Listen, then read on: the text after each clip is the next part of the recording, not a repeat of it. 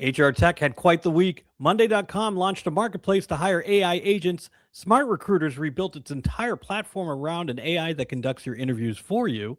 And somewhere in the middle of all of it, somebody's digital twin is quietly learning your job better than you do. I'm Mike Wood. This is The Wrap. Let's get into it. It's The Wrap, HR Tech news and shenanigans. It's The Wrap. Here's your host, Mike Wood. Hello, everybody. Hope you had a great week and happy Friday. For my lead story, I want to talk about the AI agent elephant in the room, the digital twin. Now, there's a version of the future that the HR tech industry is selling right now, and it sounds pretty reasonable. It starts with the concept of a digital twin, an AI agent attached to your work that monitors what you do, how you think, and how you reach conclusions. A digital shadow, so to speak. And the pitch is simple. Your twin steps in when you're on vacation, keeps projects moving, nothing falls through the cracks, everybody wins. But here's the version that nobody is putting in the press release. Your digital twin is built to replace you. Think about it. A company spends 5 years loading a top performer's work product, communication patterns, decision history, and institutional knowledge into an agent. At what point does that agent become more valuable than the person? And at what point does that company look at the digital twin trained on 5 years of your best work and decide that the math no longer requires you in the equation? Now, you have expensive salary requirements. You have expensive benefits. They don't even have to offshore your job anymore. And if they can refine that agent to be top class, what's stopping them from licensing your digital twin to other companies as a subscription? You'll see as I talk later about Monday.com, that's kind of what they're doing. But this is not happening in years. It's happening right now. Josh Bersin dropped his HR 2030 vision this week, and his projection was that HR teams shrink by 30 to 40% as agentic systems take over administrative and analytical work. Excuse me. He frames it optimistically. You know, the people that remain will be more strategic and more connected to the business, and that may be true, but it's also true that 30 to 40% of people is a lot of people. But the productivity gains are real. The real cost savings are real. It makes too much sense for a company to look at a digital twin that is cheaper, more consistent, always available, and getting smarter every quarter and start doing the math. Now, you can't stop logical progress. The Industrial Revolution didn't ask for permissions either. Labor costs shifted, entire categories of work disappeared, and the people in the middle of it did not get a roadmap on how to survive. What we're living through now is another recalibration, different in speed, different in scale, but recognizable in its shape. The question was never that this is coming. The question that we choose to is what we choose to do with the surplus it creates. The productivity gains have to go somewhere. The freed up capital has to go somewhere, and not to 5 billionaires and 500 data centers. Larry Ellison does not need another pebble on his island. If the people who built these systems and the HR professionals who implement them do not push for those resources to land somewhere useful for workers and communities, nobody's going to do it for them. The industry will call it workforce transformation. What we can do right now is make sure that transformation means something for the people on the other end of it. Now let's get into the HR tech news this week. As I mentioned before, Monday.com just launched Agentalent.ai. And what I really want you to sit with is that, is just what this is. This is not an AI tool that helps you hire. It's a marketplace where you post a job description and an AI agent applies for work, goes through testing, gets onboarded, and shows up for work Monday morning. There are agents on this platform that cost $7,000 a month. There's even a sourcing agent that costs $2,000. Now that sounds expensive, but then you realize what the fully funded cost of a human employee is. Now, I'm curious to see whether these actually perform or whether they're going to get replaced by whatever people can vibe code similar in the next 6 months. But the fact that this exists at all, well, that's a story. SmartRecruiters, now an SAP company, dropped a big product vision this week. Their AI, Winston, is no longer just a helpful assistant. It's running first-round interviews, managing the CRM, and flagging fraud. Good job, Winston. And that last part, the fraud detection, is worth stopping on. They built the whole product to catch fake applicants, which means fake applicants are now a frequent enough problem that it warranted a dedicated feature. We have created a job market where AI is applying to jobs, AI is screening the applications, and we apparently needed AI to figure out which AIs were lying on their resumes. We are so back.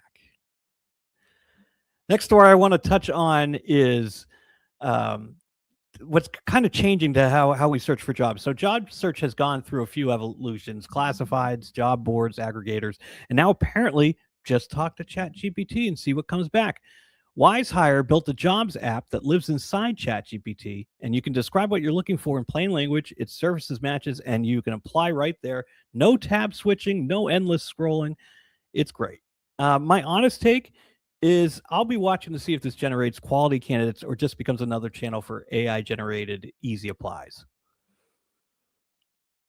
Let's move on to a big acquisition this week. Paylocity picked up Grayscale Labs, and the pitch is pretty clean. High volume hiring moves too slowly. Candidates drop off between steps, and Grayscale automates the handoff so that doesn't happen. Great add to a great company. Next story, VirgilHR, best known for helping HR teams navigate multi-state compliance, just launched SkillPath, an LMS that puts compliance training and employee development in one place. The pitch is simple and honestly a little refreshing. 650 courses, automated reminders, completion tracking, certificates, all without the administrative circus that usually comes with trying to manage training departments, roles, and locations. For a platform that already helps you stay compliant, adding an LMS is a logical next step. Congrats to Jocelyn King and the team. I want to touch on this survey that I caught from Cangrade. So Cangrade analyzed over 71,000 personality assessments. That's not a small sample, and found that something that is really unprecedented in workforce research. You ready for it? Nothing changed. Same strengths, same gaps, 2 years in a row. Emotional intelligence and stress management at the top, adaptability, focus, and critical thinking at the bottom. But here's what makes this interesting in the context of everything else we've talked about today. The skills that are the weakest in younger workers: adaptability, critical thinking, and focus. Those are the exact skills that are the hardest to automate. Those are also the ones that will separate humans from the agents in the job market that's moving fast. All right, get to my favorite section of the program, HR hot takes. Look out, muy caliente. Two voices in the industry dropped some things worth your attention this week. Of course, I got to start out with Josh Bersin. He was looking at his 2030 vision this week, and it's ambitious. It's agentic HR systems that are going to know everything about every employee: skills, schedule, performance, pay equity gaps, while cross-referencing external benchmarks in real time. So he's projecting that HR teams shrink by 30 to 40%. He frames this as a good thing, that the people who remain will be more strategic, and he might be right, but 30 to 40% is a lot of people. And when the same week that gives us an AI hiring marketplace, an agentic ATS, and a report saying younger workers were weakest in exactly the skills that future roles will require, the optimistic framing starts to feel like it needs a little bit more weight on the other side.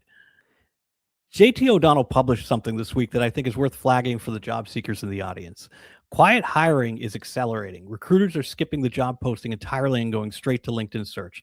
They're looking for people who already look like the answer to the problem before the rec even gets posted. If this doesn't tell you that the current system is kind of overloaded or broken, I don't know what will. But I want you to pay attention. I also have a great interview on Totally Talent, which is an HR.com podcast, with Joel Kirk from my backyard, Blue Cross Blue Shield, Massachusetts. I caught up with him at Phenom, and we talked about how automating the right things and leaving the human judgment where it belongs is the way to go.